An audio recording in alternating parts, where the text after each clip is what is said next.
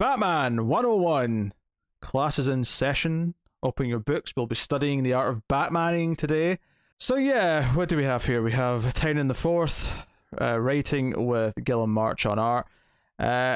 With parts of this not looking as Gilliam March as normal. Not necessarily much better, admittedly, but there's definitely some stuff early on where he's doing like some flashback pages where it doesn't look like he's typically he's trying to be as clean as possible. It looks like, right? A lot less lines. It still has the proportions of Gilliam March art. I'm gonna say, veins popping out of necks and such. It felt Marchy to me. Also, I have just on what we're talking about, Gilliam March things. When did Batman get the shoulder pads again? Is that new? Like all of a sudden he's got the the very 90s, shoulder spikes. This issue, he got them this issue. Like seems like a weird choice to just bring those back all of a sudden. I don't know. This issue is basically Batman talking to Catwoman and deciding what they have to do going forward, or what he wants to do going forward. He needs to basically buckle down and sort of get used to the idea of not being a billionaire Batman, because when he goes to see Lucius, as we find out in the sort of the week flashback, is that there's a lot of scrutiny because of Bruce Wayne's money ending its way up to Joker, and even though he was tricked, the idea that the company's going to look weak, there's going to be a lot of eyes on him. But if Lucius keeps the money, and when Enterprises tries to operate without him as kind of its public figurehead, with Batman kind of taking more of a backseat to everything, that he'll be able to operate as Batman. But he can't, if they're going to be looking closely at the financials of the company, they can't be having secret, warehouses and factories underneath Gotham that are producing Batmobiles left and right. They can't have satellite scanners and all sorts of weird shit. He has to be a bit more sort of grounded, a bit more down to earth. And Batman talks to Selina about how Joker was right. Something has to change. Regardless of how crazy he is, things weren't working. And things do have to, Gotham has to change, Batman has to change to kind of adapt to that Gotham. So, yeah. There's a whole fight scene with the Grifter, because Grifter's now Lucius's bodyguard, because Lucius is scared because of everything that happened to him. Yeah, sure. Why not? Feels like, hey, Grifter fans, here's something for you, right? Yeah. And then you have Punchline on TV, kind of still saying what she is. There's, because Lucius makes a point of saying that he almost bought a company that was selling a pro Punchline t-shirt. Free Punchline. Yes. This idea is kind of a political movement, and people are starting to back her, and how distressing that is. And he talks about Clown Hunter and all the rest of it. This was very much a setup issue. It was very much a quieter setup issue, which I think is important. I think it was the right thing this issue should be after issue 100, after everything we just went through. This had it was to as be much an epilogue to that as it was a setup going forward. Yeah, it has to be this. It sets up that Lucius is going to bring in his family to help run Wayne Enterprises, I'm trying to say. And, it does tease something, though. Batman, when he's leaving Lucius's place, he turns to Grifter, because Grifter's trying to make it all nice, I was just sparring, the fight is whatever, blah, blah. And he says, tell your boss I know what Halo is. And the clear implication here is a boss other than Lucius, right? Oh, of course, yeah. It's not Lucius, of course. It's someone else. And he says that he's watching and he's paying attention to whatever this Halo thing is. Now, we've not heard this mentioned yet, right? This is completely new to us. I believe so, yeah. So, it's an interesting tease for something coming down. I wonder if this is, post Clown Hunter, post Silver Ghost, or not Silver Ghost, whoever that new villain is. Yeah. Ghostface. I know the one you're on about. Yeah, the one that was just, the one that was teasing. Ghostmaker? Something like that. Ghost. There's a lot of really generic names that sound a lot like this new villain, so it's taking a bit of time to get used to it.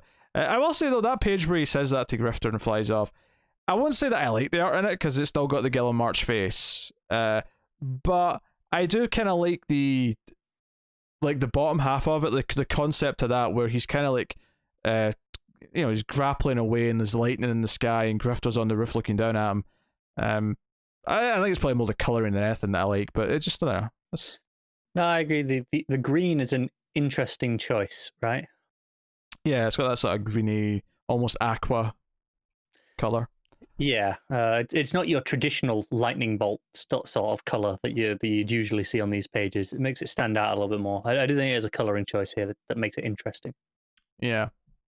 So, and it's kind of all inside of like Batman's cape from the top half of the page as well, which gives it an interesting kind of break up from the top half. Interesting enough layout.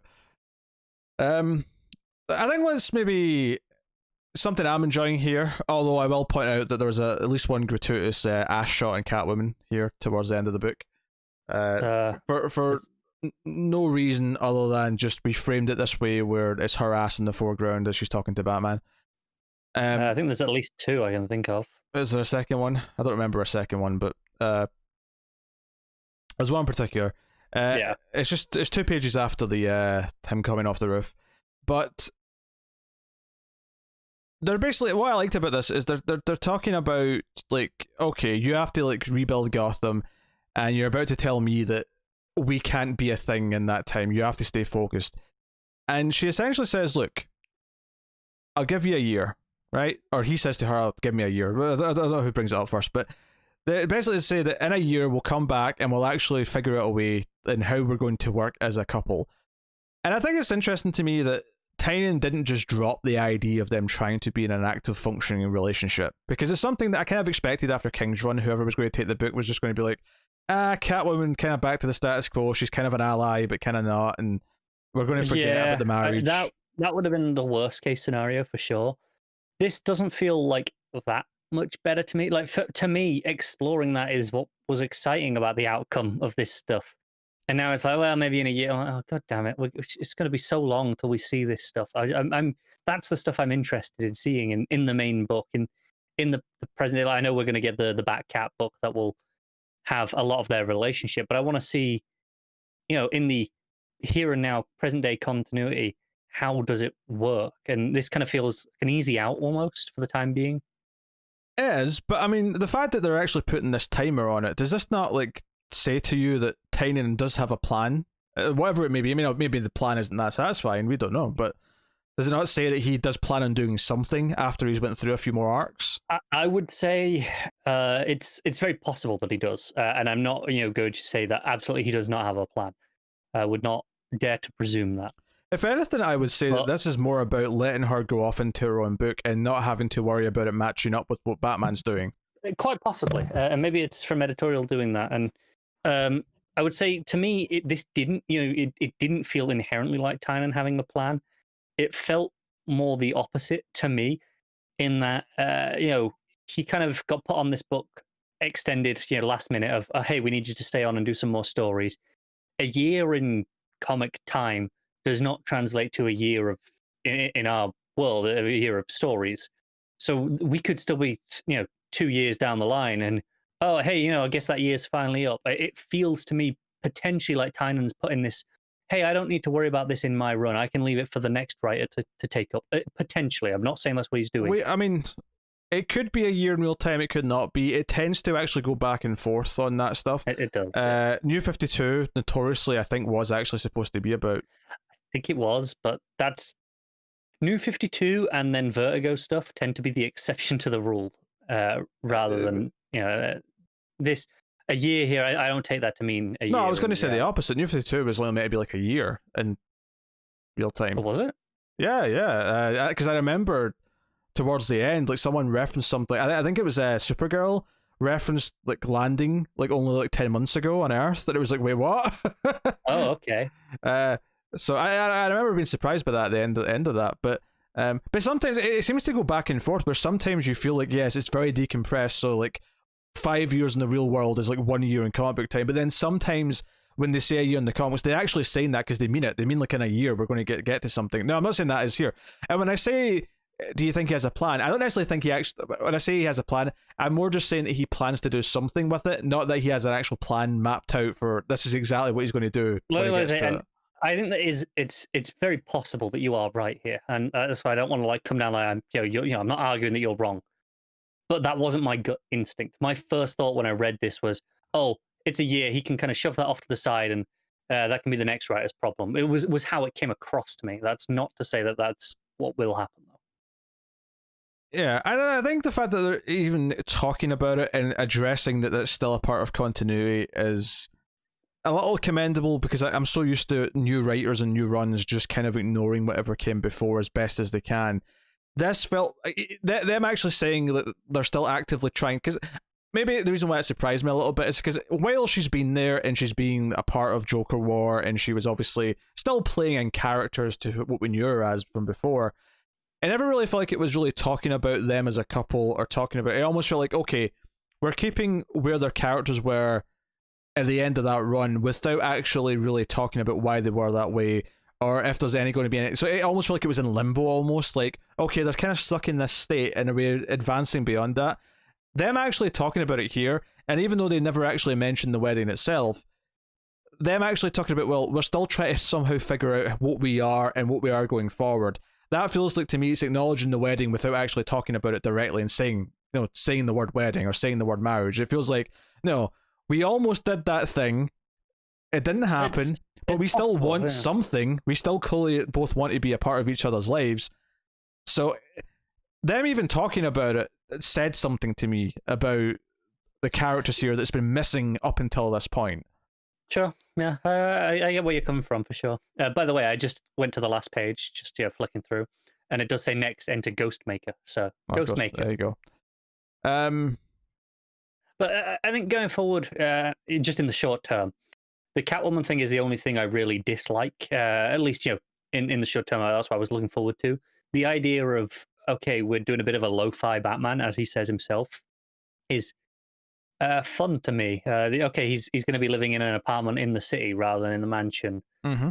Obviously, we've done this before, but I'm down for it. I think it'd be refreshing, and I think it's going to be fun to see Tynan tackle this because, and he said it himself. His aim when he came on the book was every issue. I want a new gadget. I want a new car. I want a new something. He wants to be over the top, and him now giving himself this limitation going forward is going to be interesting to see what he does.